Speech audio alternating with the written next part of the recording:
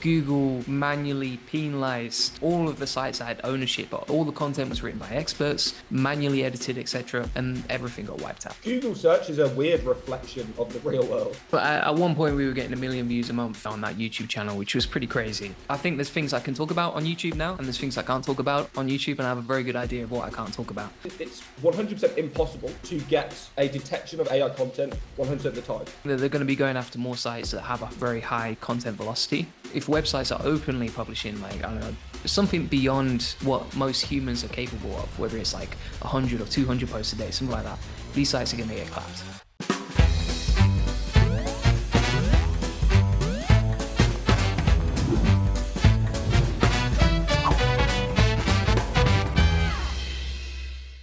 Hey guys, and welcome back to the channel, and welcome back to another episode where I'm interviewing SEO experts and entrepreneurs from around the world. I've got a friend of the channel and a bit of a legend in the SEO game recently, the target of Google's wrath. Please welcome to the channel, Julian Goldie, ladies and gentlemen. Thanks so much for having me on. Good to be here. Well, I appreciate you coming on, mate. I know that it must be a bit of a scary time coming on this channel specifically, you know. After it was definitely an interesting time recently. Yeah, for sure. Yeah, so do you want to give people a bit, for those that don't know, and I'm guessing there's not that many that don't know, do you want to give kind of a bit of a background over the last few weeks and how it's been for you? Yeah, sure. So, I mean, basically, I was running a few AI SEO experiments on my YouTube channel and showcasing a lot of stuff publicly. And, you know, showing all sorts of stuff. I'm not saying that I recommend it, just showcasing what you can do and what's possible. And Google manually penalized all of the sites I had ownership of in Google Search Console, I think for showing too much and being too open and being a bit too loud, which I always said could happen from day one. And so these sites got hit, they got de-indexed, they all took a manual action penalty. They actually gave me my personal site back in the index, and I'm just waiting for a reconsideration request to get the rankings back on that website as well. And yeah, it's just been an interesting couple of weeks, really. Yeah. Yeah. Really, really crazy time, to be honest. I don't think I've seen the SEO community this up in arms for a long, long time, to be honest. It seems like everybody has their own opinion and things about what's happened and stuff. I just wanted to kind of quickly touch on your sites that were mainly hit in the one search console, right? So a lot of people have been talking about this, and you followed the law of the land, rule 101, not putting client sites in the search console account, right? So it's 100%. Only it's only the sites that you had got kind of publicly shown and in that public search console account that actually got affected, right? It wasn't all of your clients, it wasn't anything like that. A lot of people have been saying that, oh, these black caps have got their entire clients hit.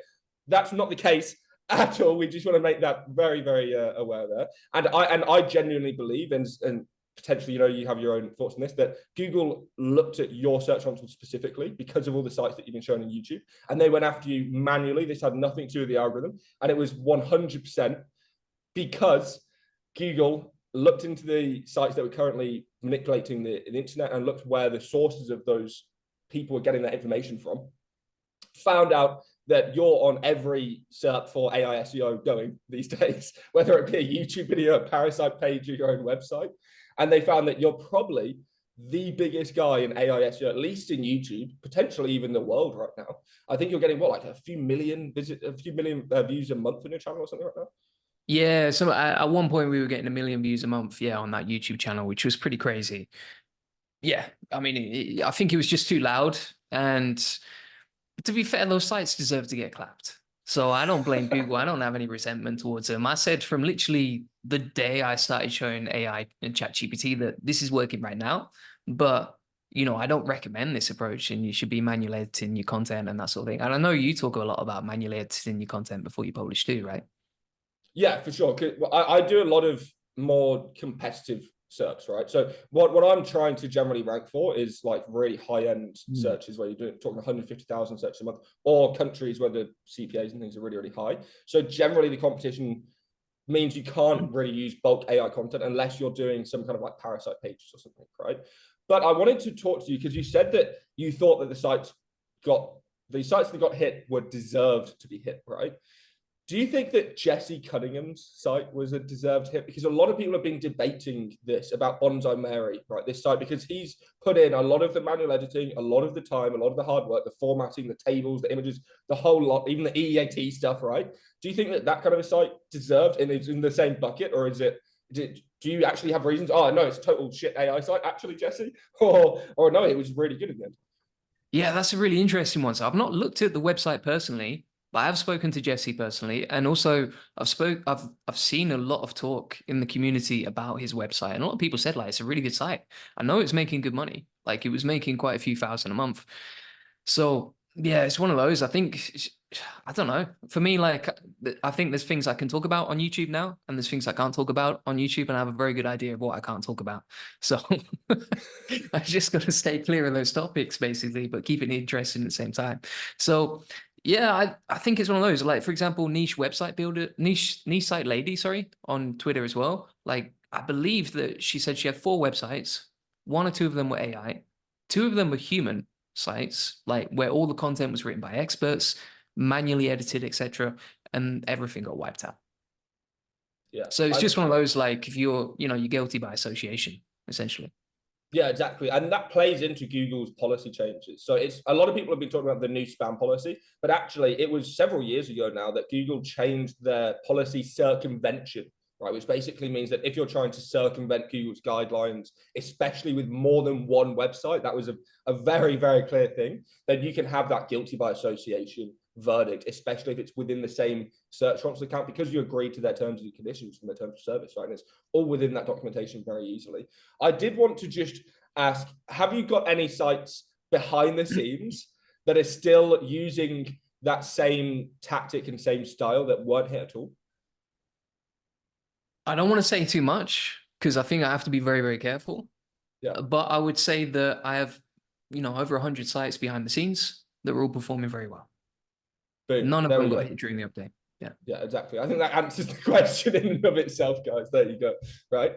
So I think that the next stage for Google with AI content is trying to figure out which sites are using it on the majority of their pages. And I think that's why this helpful content classifier has come out, because it's effectively a way for Google to determine if a large amount of a site is low quality enough. But obviously, that low quality is definable, and it's not necessarily accurate because of the way that these large classifier systems and data is collected and data sets and things work. And there's always going to be false negatives and false positives and things like that, right? But I think that Google is really trying its hardest to combat something that is impossible to combat, right? So I don't see, so literally in terms of science, it's 100% impossible to get a detection of AI content 100% of the time. Just because, again, you have false positives and false negatives. You have token randomization. Then you can also have like layering where you have vectorization and you have logic bias and all these crazy advanced techniques where it makes it really, really randomized. But where do you think Google is going after these updates? Do you think they're going to be doubling down more on this kind of just trying to mass remove bulk AI sites? Or do you think they're going to try and move towards maybe more of the high authority sites that are abusing effectively the same thing, but because they're on such a high authority, they get away with it more, right? So where do you think Google's kind of moving towards next? What do you think they're going to be combating next in terms of spam, or do you think they should be doubling down on what they're currently doing? Yeah, I think they're going to be going harder after those bulk generated sites, right? That's the way that I see it. So probably something that they're looking at, with the new update in their policy about scaled content abuse. I think that they're going to be going after more sites that have a very high content velocity. And so if they can somehow monitor the amount of posts published, probably through the sitemap, something like that, right? They can see how many posts are created daily. And then if websites are openly publishing, like, I don't know, something beyond what most humans are capable of, whether it's like 100 or 200 posts a day, something like that, these sites are going to get clapped for sure. Whether that happens across the whole internet, because there's always outliers, right? Like even during this latest update, we saw sites where everything is written by experts, by humans with lots of EAT from a proper brand, still got hit. So I think there's always outliers that don't make it and don't apply the rules to. But yeah, scaled content, it seems like they're going to do something about domain sort of directories, right? So they've announced this update is coming in May the 5th. I just don't know how they're going to combat that, but that's going to be an interesting time. And like you said, I don't think that's going to be targeting so much parasite SEO, but it's going to be targeting the sites that are just churning and burning loads of content that's not even related to their niche, but they can rank because they have so much authority. The other thing that I would say is if you look at the amount of sites getting traffic right now across the internet, do you see Glenn Allsop's report about the 16 companies that are getting the majority of traffic from Google? So I think it's moving more towards authority. Like, for example, if you look at search generative experience, Google's AI update, I can see that being rolled out more and more. What I've seen recently is pretty much they're only going to recommend 1 or 2 sites. It's not even going to be 3 anymore. And who's that site going to be? It's going to be like the most authoritative website in the world, right? So, for example, if it's about marketing, it might be like HubSpot. If it's about SEO, it might be like Search Engine Roundtable, something like that. And so I think they're definitely moving towards authority and just filtering out everything else.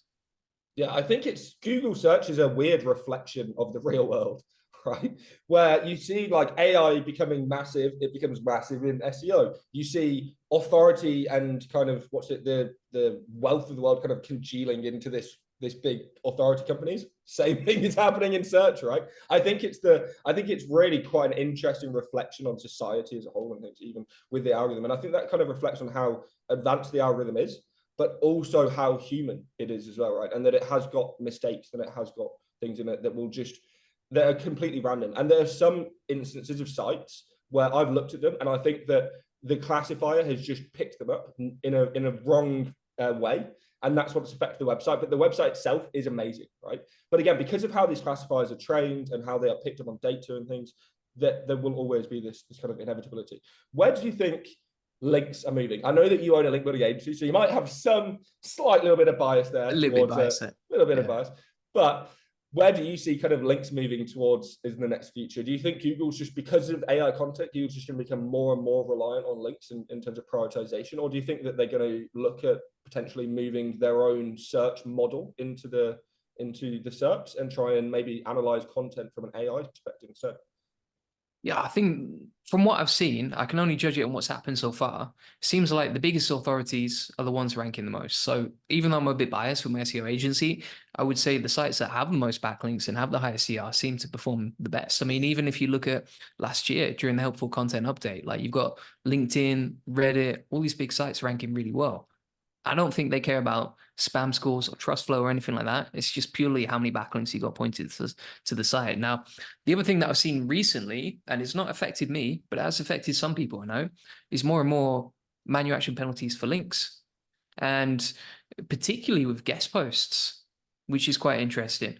So I don't know if that's going to be rolled out more and more. And, in terms of link quality, people have to be very stringent. yeah, and potentially even have signals that are kind of diversifying away from that. So if you are building links that are potentially dodgy, you might have to be building additional trust signals and additional positive link signals just to offset those negative signals that Google seems to be potentially, eyeing towards more. And now for a quick message from our sponsor, Search Intelligence. If you're looking for digital PR campaigns, what you're about to see should impress you. High-tier backlinks in publications such as Daily Post, MSN, Birmingham Mail, and many more. Let me show you how we've done it.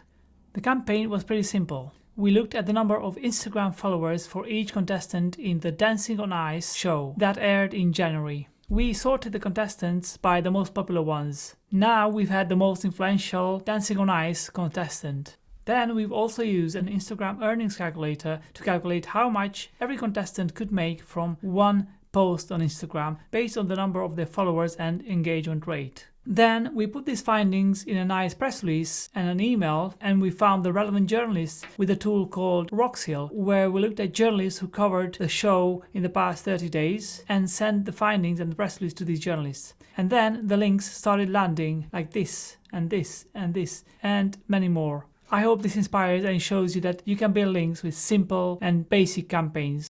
Do you think that Google, aside from the manual stuff, do you think that algorithm is not devaluing links, but potentially neutralizing links more than ever now? Because that's from my own research, that's what I've found, is that some links now just don't move the needle at all. And those kinds of links seem to be a lot more, there seem to be a lot more of them than there ever has been before.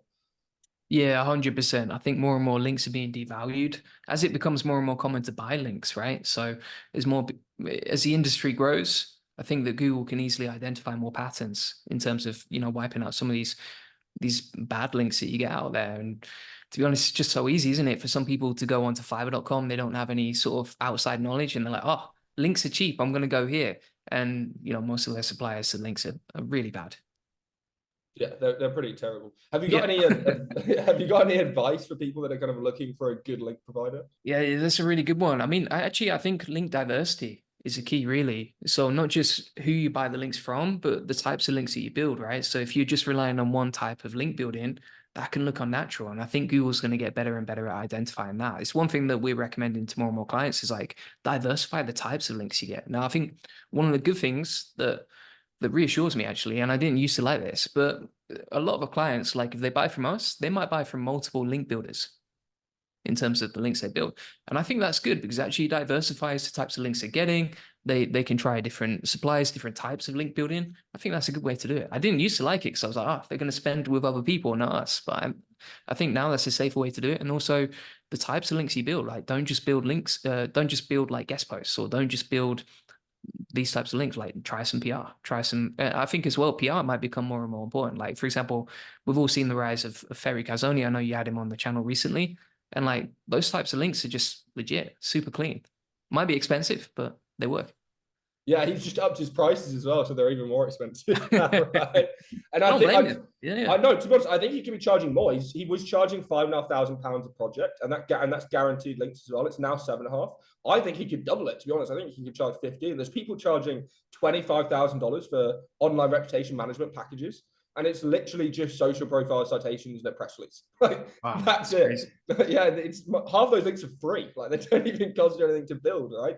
But that, again, if you're trying to take over brand search and things, it really works. And I do think that all of that plays more into your trust signals and your brand signals and your authority and everything. That is, again, it's not just one thing anymore. It used to just be link authority one new day, right? But now you have to have trust signals, especially if you're in certain niches like YMYL, and you have to have additional other user engagement signals, content things. Everything needs to be a holistic approach. If I can quote Corey for something there.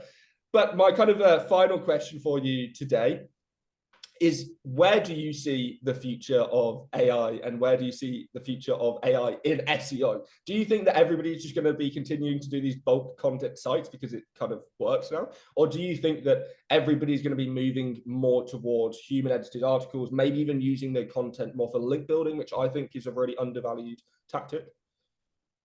Yeah, I think that the way that we use AI in SEO is totally going to change, right? So a lot of people right now, if you look at the rise of AI, let's say like this time last year, March 2023, a lot of people were just copying and pasting, one take Drake in when it came to content because it was totally new and because it actually ranked. But the problem is now, if everyone does that, everyone's got access to the same tools, same technology, same prompts, etc.